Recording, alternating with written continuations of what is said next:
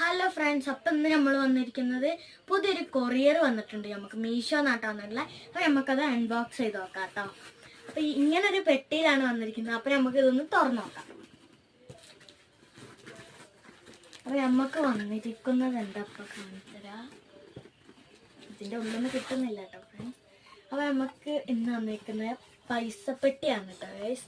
കണ്ടോ, ഇത് നമ്മൾ കുറേ ആളെ കയ്യിലൊക്കെ ഉണ്ടാവും. കണ്ടോ, 100, 100, 200 അങ്ങനെയൊക്കെ വെച്ചിട്ടാട്ടോ ഇവിടെ.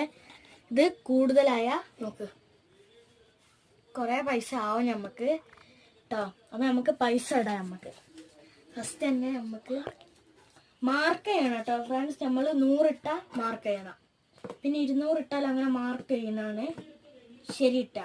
അപ്പം നമ്മൾ ഇടാൻ പോവാണ് കേട്ടോ.